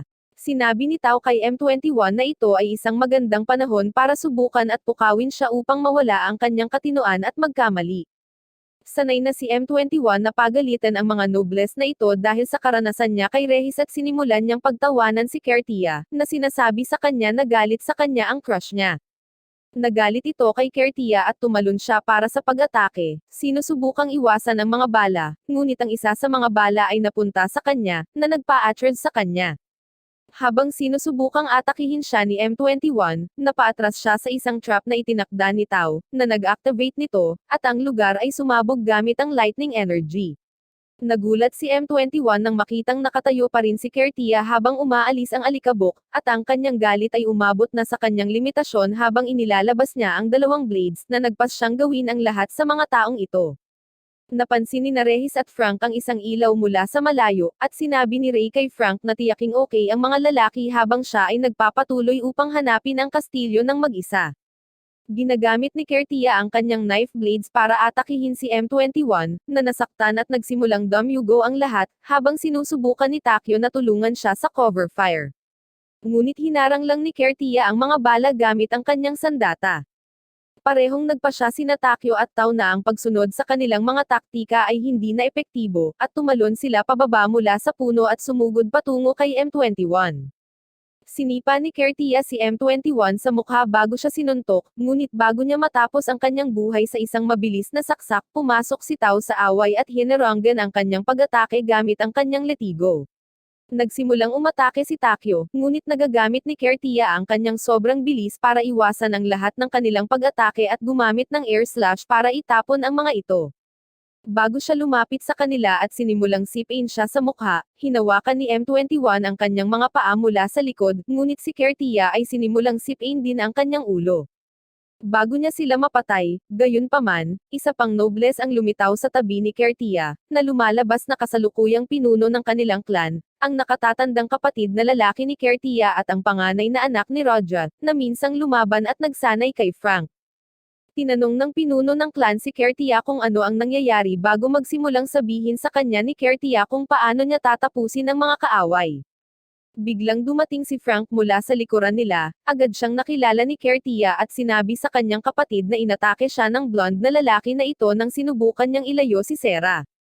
Ngunit bago niya makumplito ang kanyang pangungusap, sinaksak siya ng isang galit na Frank gamit ang daan-daang spike sa harap mismo ng ang pinuno ng clan, na sinasabi sa kanya na tapos na siya sa mga larong ito at maaaring ito na ang kanilang unang labanan sa buhay o kamatayan, ngunit dumaan na siya sa mga labanang tulad nito ng hindi mabilang na beses.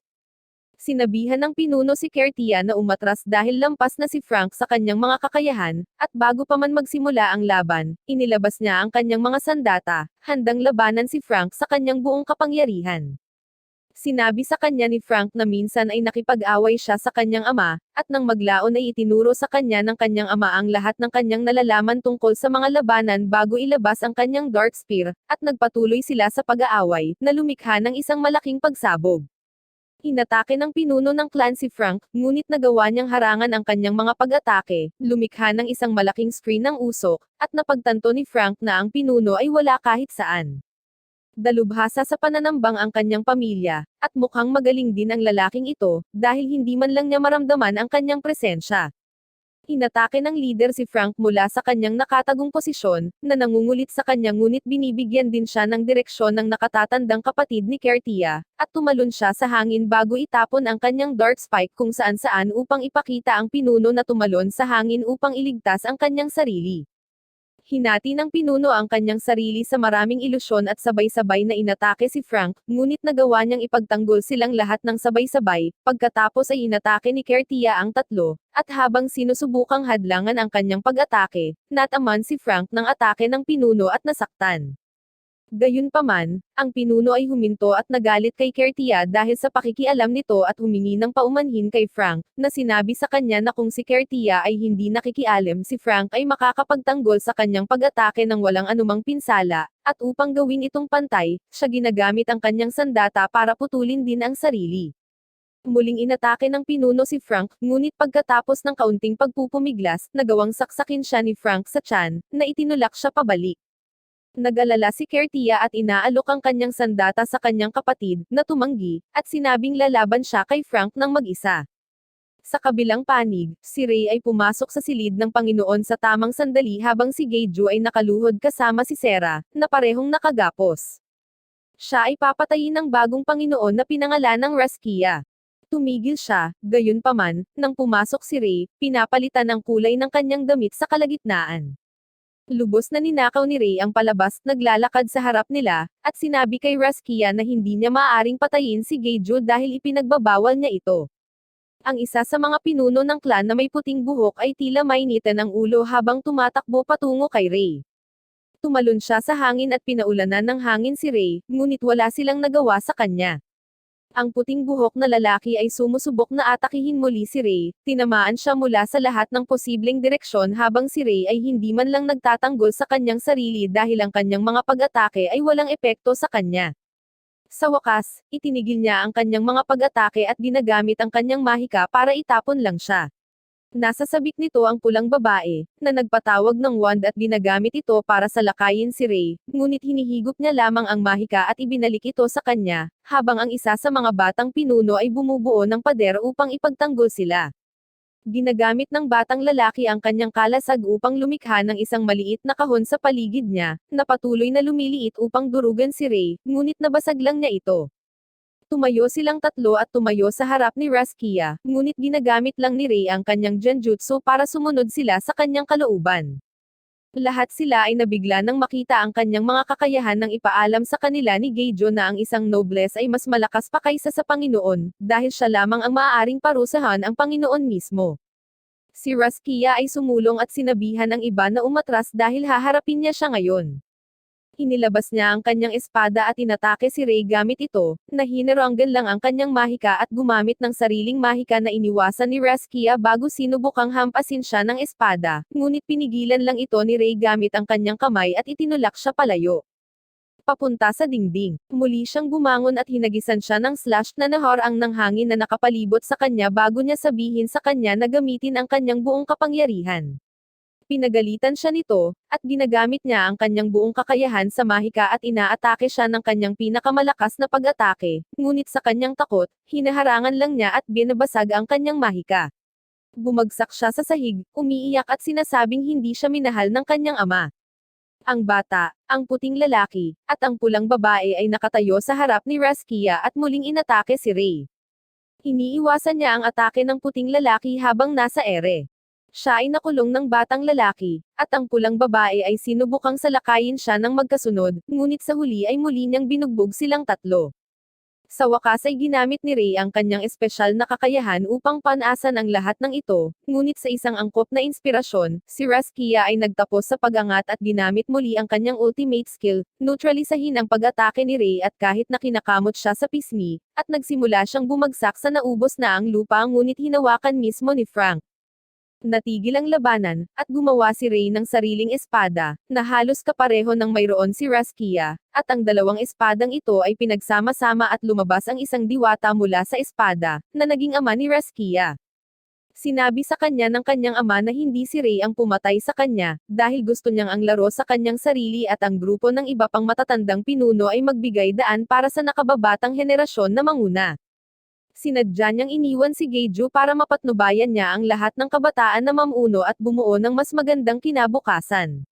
Ngunit ang paninibugho ni Raskia ay higit sa kanya, at sinimulan niyang sisihin si Ray sa lahat, at sa tabi niya, lahat ng iba pang nobles ay sinisi rin siya. Tinapos niya ang usapan sa pagsasabing nagtiwala siya kay Ray na alagaan si Raskia at mamahalin niya ito palagi bago ito mawala. Tumingin si Geijo sa kanya at humingi ng paumanhin sa pag-iingat sa kanya ng katotohanan, dahil inutusan siya ng kanyang ama na gawin iyon. Bago pa siya makapagsalita ng anuman, dumating ang isa sa mga pinuno ng klan na may hawak na rehis, at inihagis niya ito sa harap niya, na nagsasabing may sasabihin siya. Si Rehis ay lumuhod sa harap niya at sinabi sa kanya na ang kanyang lolo ay hindi isang taksil. Kung gusto niyang patayin siya, dapat din siyang patayin. Ngunit pasimpleng niyakap ni Raskia ang matanda, sinabing nagsisisi siya, at siya ang may kasalanan. Tila ang lahat ay nalutas ng maayos habang ang trio, kasama sina Frank Ray, Geiju, at Sera, ay bumalik sa Japan, nagsimula muli sa kanilang buhay bilang mga normal na tao, naninirahan kasama ng mga tao at itinatago ang kanilang mga supernatural na kakayahan.